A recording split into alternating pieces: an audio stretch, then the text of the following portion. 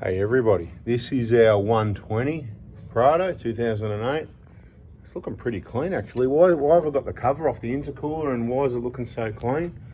Because as preventative maintenance and because I'm fussier than everybody else, I'm going to replace the injectors again. So last time was mid-2019, it's 2024. Near the end of the year, so they're only 5.5 years old. They've only done under 100,000 Ks, done 94,000 kilometers. All the readings are good, no issues there. Like everybody else, like you guys, I listen to the engine sometimes and I go, is that making some weird noises and whatever? And look, so let's say, maybe I've got concerns that these aren't as good as new, and they're certainly not as good as new. They're 5.5 years old, but a lot of people use them for 10 or 15 years. I mean, each to their own. But I want to keep it running in peak operating condition for as long as possible. And, I'll just do these crazy things. And there'll be nothing wrong with the old set of injectors. And they'll go to someone that has got an older vehicle that they've invested a lot less money into, that maybe doesn't travel as far from home, that doesn't go to the other side of Australia, 5,000 Ks from home. And worst case scenario, well, it's not the end of the world and it's probably not going to happen. So make the investment relative to how you use the vehicle and that sort of thing. For me, I want ultimate reliability. So yeah, I think I'm going to make a little head start here soon and pull this intercooler off. So we might make a bit of a video on this, not a how to do everything. We've got playlists there on our YouTube channel giving you a lot of information, injector information playlist, EGR cleaning information playlist, in the VIP group on Facebook, full detailed videos and training for you to be able to replace your own injectors on this.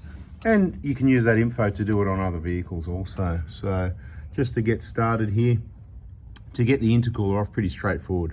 Undo the plug carefully, take the vacuum off, take it out of the clip, undo this plug, take that clip out, undo that plug. Moving up, take that clamp out of the bracket there.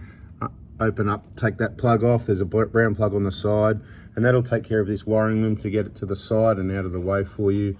That's your first step. Then you can remove the vacuum line, which you follow the other end of it to here. Your best place to remove it is just pop the vacuum line off, slide that off there. You might replace the map filter. If you haven't done an EGR clean 0.7 whatever the deal is, you want to replace that. Once you've replaced it, it should stay pretty clean. I might replace it once anyway, because you know what? Again, like I said, it's all part of the package. I just do these things. Once you've got that out of the way, this side plate here, it's got 3 12mm bolts in it, 1, 2, and 1 down the bottom, hidden behind those vacuum lines there. You need to take off the 2 vacuum lines. Take note, the yellow and the pink, they're marked which way they go. Vacuum lines off at the top here as well. Get that side plate out of the way. Then undo these 2 clamps, loosen off, take out these 4 bolts, 2 each side. Then you'd move your way over to this side here to remove the intercooler. 2 12mm bolts. The clamp at the top there, don't touch these because people mess with these over tight and cause it to leak, whatever. Don't touch those. See, no leaks. Don't touch it. Happy days, right? Top clamp there. And then we'll be able to gently put our heater hose tool in on the rubber if it's a bit stuck at each side, and we'll just carefully lift it up and twist it. We've got videos, like I said, we go into more detail in the VIP group. This is just a bit of a chit chat. I'm going to get the intercooler off, make a bit of a head start. And we're going to replace the injector. It's crazy, I know. I do crazy things, like so, just in case you're not aware, this is a 2008 with 457,000 Ks. Crazy as anything. It's had front wheel bearings replaced twice, and not always as required as prevention. It's had rear axle bearings replaced twice. It's going to go for seconds. It's just got a rear diff in it. I've got a transfer case sitting there, brand new, a front diff sitting there. We put a new engine in 2019. That's where these injectors came from. They were in the engine, new long motor. Short period afterwards, I put a new turbo in. I think it was only a couple of years later or something like that, a few years ago. Can't keep track of it all. So new turbo, we put in a new alternator. Starter motor's been rebuilt. Auto Elect said if this has done that many Ks, it's going to last another 400,000. So I went, okay, well, we won't replace that then. We just keep putting batteries in it. What else can we put in it? I look for anything that I can put in it that I can replace. I've got a 2013 150 Prado there. We're building if you've been watching the videos. I just want to put, I'm thinking about, do I put a turbo on it? Do I do injectors on it again, which the injectors on that were done at about, a bit late, at about 230k. It's done 320 now, so like this, it's only done less than 100,000, but I'm either going to put injectors in it, or I might just give it an engine as well. I might just put an engine in it. Do you know what I mean? I just want a new engine. I go 320,000 k's is a lot of time. I just put a new engine, a new turbo, right? Good for another, well, since I'll be maintaining it, it'll be good forever. That's the way I look at it. That's why this one, I mean, the first 200,000 k's, other people towing caravans around Australia, and then I expected it to crack a piston. I expected that, you know. Anyway, moving back to the other 150 for a minute. So I'm kind of like, well, I never had a tow bar till I just put one on, so I don't expect it really. But do I expect a new engine to be better than a 320,000 k engine? Check. Do I have engines in stock? Check. Do I like putting new engines into my cars and having new parts? Check. So happy days, right? So, you know, crazy stuff. So on this one, because it was a new engine and it's done less than 100,000 k's, I'm not changing the engine anytime soon or ever again, unless it cracks a piston. If it cracks a piston, I'll be surprised. Look, it is heavily modified. It does get used traveling out back at high speeds consistently. So there's always a risk there, and also using overdrive, putting it into fifth gear. See these videos, I could just start yakking about anything, but it's all good info for those that want to learn and gather the info and get to know me, how I roll, and about vehicles, because, look, you know, I'm not bad at it. I'm not bad at understanding how it all works and preventing problems, keeping it reliable, because that's what I need to do to be able to travel reliably, which is why I'm sticking with these vehicles. Bada bing. Let's get this intercooler off and take it from there, see what happens. There might be a bunch of videos on this. Bit of injector job. Like I said, not full detail. That's in the VIP group. I did the BFE. Who did the BFE? Was that me, or I think I did that. Did I do that myself? I think I did it. But I got my offsider to write the sticker because that's his handwriting, because he's got nicer handwriting than me. See that? So it's all in the videos anyway, right? So the BFE's been done on this again. Just completely overdoing it, and I don't necessarily recommend you do that. It all depends on your money situation, but the way I look at it is, you know what, prevention is better than cure when it comes to maintenance. Putting engines in cars like, you know, this 150 over here, that battery setup, just beautiful, isn't it? I just love that. I haven't finished with it either, by the way, but anyway, beautiful. Putting engines in cars, I mean, there's nothing wrong with this one. Putting an engine in before it needs it, crazy. But I look at the body. We've got lower control arm, suspension, front rear wheel bearings done. Everything kind of, all the normal stuff that wear and tear. Tick the box, everything's done. Possibility of a cracked piston, yeah, like I said, 200,000 Ks. It was owned by another company. We don't know what they did with it. It didn't have a tow bar is the good news. I don't know if it idled all day. You know, I really don't know what it's done. Didn't do off-road, didn't do low range. It's done a lot of off-road now.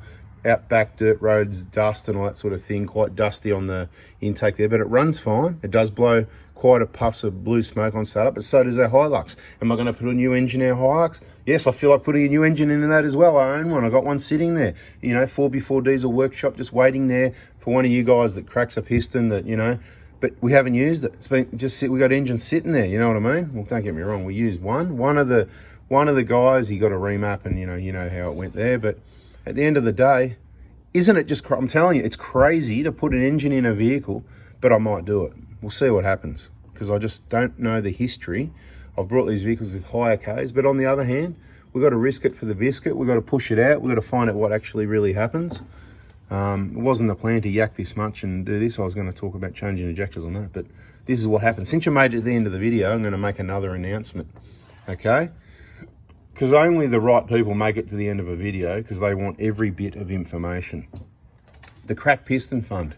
So you know about the Crack Piston Fund, and if you don't, you better start watching videos and get to know it, because these new cars, too technologically advanced, just, I think a different breed of people are going to be buying these new Prados, and I don't think any of them are watching now at the end of the video. So, Crack Piston Fund, last to the best. I said this back in 2013-14 before the 1GD came out. I stick by what I say what I do. Look what I say, do as I say, not as I do. I'll buy new vehicles, I'll use them, I'll check them out, and I'll sell them. And when there's something better, I'll let you know. And there'll one day hopefully be something better. And we might not like the look of the vehicle, and it might grow on us. And we might just keep these anyway, because these are the ones we really love. That's why we invest all this time into these things, to keep them going. And it's a much smaller cost putting an engine in a vehicle than buying a new one, right? You know, new Prados. By the time you head out the door, depends which one, you get about 100 grand, right? And then you've got all your extras and your mods where, what does this owe you? What, 20, 30, 40 grand? I mean, if you paid 50, 60 new or near new and you've used it a lot, well, it only owes you 10, 20 grand. If you put another 20 grand, put an engine and a turbo, still owes you a lot less, and it's going to be more reliable and simple, and you can still work on it and maintain it yourself, right? Anyway, crack piston fun, right? I advise anybody that's got one of these engines that's in Australia that follows my info to maintain it as per my recommendations with injector replacement, BFE jobs, map filters, and 7 mil, whatever, right? You know what I'm talking about. Just follow the info. And of course, if that includes replacing injectors, only getting mine, so you know you're getting brand new fresh injectors like I put in this engine.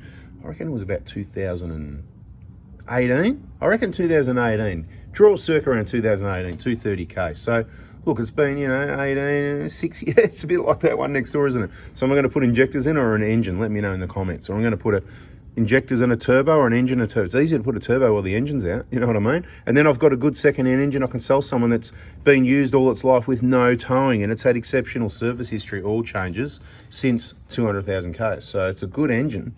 It's just, I want a new one. But will I do it? I'm happy with this one. Who knows what's going to happen? If somebody comes along and say, hey, people pay $8,000 for one of these engines from the wreckers and you just got no history on it. I'd rather pay $8,000 for this. But put it this way, I'll sell this engine for $7,000. There you go. A good condition engine for 7 grand. So if somebody wants it, let me know. I reckon it's crazy. I'll just put a new one in or just leave it there till something happens. Make sure you're in the crack piston fund. I'm waffling on a little bit, hopefully keeping you around though, because I don't want all the people that don't hang around listening to this, right? So crack piston fund, awesome, right? We've got engines in stock. You know how many we got because you're in the gold class. If you've ever made a contribution or you want to make a large contribution, do so. And 20 bucks a month sort of thing, less than a coffee a week, whatever they tell me, less than your car insurance for something that you're probably more likely to use than a claim on your car insurance. You're probably not going to need that, but you never know. Anyway, cheaper and more likely need, it's a no-brainer. Anyway, we've got money in the bank to buy engines anywhere around Australia, so this works for anyone, anywhere around Australia, especially if you've got your RA top level cover in RMA, RAC, whatever it is, right? In RACQ, whatever, right? Brisbane, Perth, Melbourne, Sydney, whatever, right? We'll sort it out in an engine. Ideally, if you're in central Victoria, or you can get your car to there because that's the engine replacement hospital. That's where we've got engines in stock. That's a positive. When you can't get an engine, we've still got an engine. We've got the crack piston fun engines. We've got plus my engines as well. So we've got a few there in stock. They're available at the moment, but not always. So we've got enough engines and enough money because we're not actually using them, because the people that follow my info generally don't have any problems. But when somebody does, they wish they were in the crack piston fund. So make sure you know about that, right? There's no guarantee. It's not insurance. I make it up as I go. Depending, as I've said, just watch the videos on the engines, crack piston fund, crack piston, that playlist, check it all out. Get to know me, decide what you want to do. Point is, we don't have trouble with transmissions either. And right now, this is an announcement for anybody that watches this far in the video. We're going to include transmissions as well. Now, it doesn't mean your transmission fails and you get a free transmission. What it means is, okay, your transmission's failed. Wow, this is weird. I want to hear about it, because I reckon the 5-speed A750F is bulletproof. That's the only transmission that's included. It's not manuals, it's not clutches, it's not 4-speed autos. It's just the bulletproof one, because we don't see any issues. But since we don't see any issues, for all those awesome people that have contributed at least $500 in total, and have a payment of $20 a month set up, we're going to cover, I'm going to say we're going to cover transmissions, but subject to change in terms and conditions and all that at any time without notice, blah, blah, blah, because we might have cracked pistons the same week as someone does a transmission, you know, in 5 years down the track, when maybe cracked pistons are more common because they're getting higher in Ks and the lack of correct maintenance before you got the vehicle, whatever. You're going to get the odd one, right? It's going to happen, right? So hopefully it's not you. Hopefully you've helped out, do this to help other people. The community is what it's all about. And if it does happen to you, well, you can't go wrong. For what you put in, you're going to get a lot more back out of it. That's the guarantee. So you really can't go wrong. And if you never have any problems, then you'd be happy as a you-know-what anyway, right? Transmission, what am I saying? So it might be half price. So say a transmission's 8 grand, it might be 4 grand and you get a transmission, right? It might be 2 grand, it might be 6 grand. You might have put in $1,000, right? So the more you put in, and it works the same with the crack piston fund and the replacement engine. The maximum you're going to get is a full brand new long motor with labor, fully installed, with a basic gasket kit, oils and coolant, right? That's the maximum you're going to get if you're a good contributor. Like, for example, if you contribute over $1,000 at the moment, with the funds we've got, the engines we've got in stock, if someone cracks a piston today and they've put in at least $1,000, they're going to get they don't even have to pay. They don't have to pay anything. The only thing you'll be paying is optional extras. Hey, you know, do you want a new timing belt, idler tensioner? Do you want new glow plugs? Do you want, you know, things that we can reuse off the other engine? You just pay the difference. Maybe we'll include glow plugs. Depends what you put in, right? All these variables. I'll just work it out.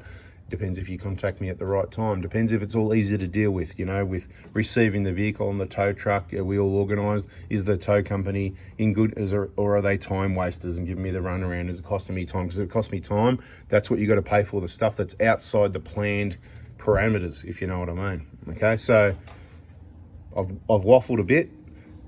You've got to know me. You got my perspective on replacing injectors and engines, whatever. I like to do it every 5 years on my cars. There you go. I'll say it straight. There you go.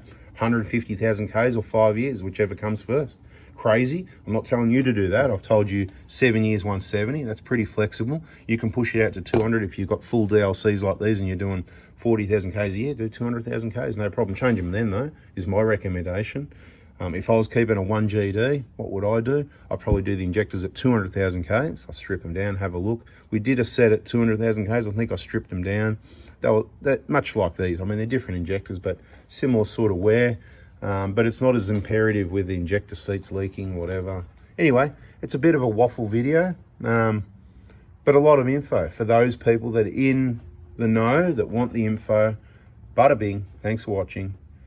And watch this space. Who knows what's going to happen? New injectors, no injectors, new engine, no engine, new turbo, no turbo. Wait till it blows. What's going to go? The turbo or the engine or nothing? We could be talking about this in another 10 years. Catch you on the next video. See ya.